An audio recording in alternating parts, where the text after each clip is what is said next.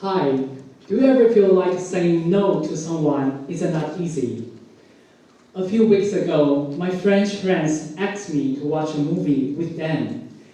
I wasn't really interested in the movie, but I didn't know how to say no. Should I just say, I don't want to? That sounds a bit too direct, right? So maybe I could say no in a softer way. For example, I could give a reason or an excuse like, sorry, I have to work later.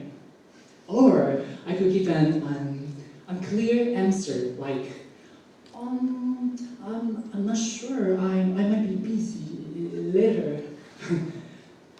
Another option is to offer an alternative like, wow, that sounds great! How about we go another time, bro?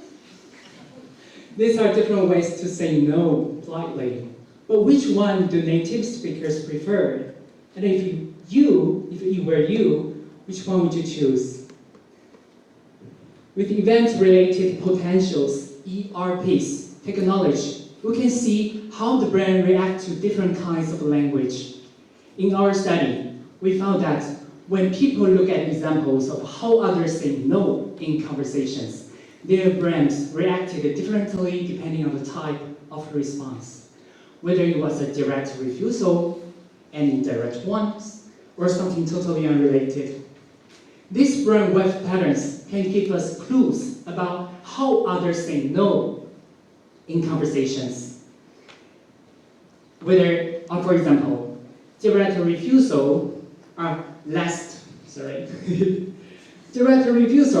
expected than indirect ones. And when people see a refusal with a reason or explanation, the brain needs to work harder to process it. In Chinese cultures, most people usually prefer to give a reason or explanation when they say no. But in some other cultures, people might just say no directly. So when we talk to someone from different cultures, saying no can be tricky because every culture has its own way of saying no. That's why using ERP can help us understand what kind of refusal different native speakers prefer. We hope this helps language learners improve their pragmatic skills.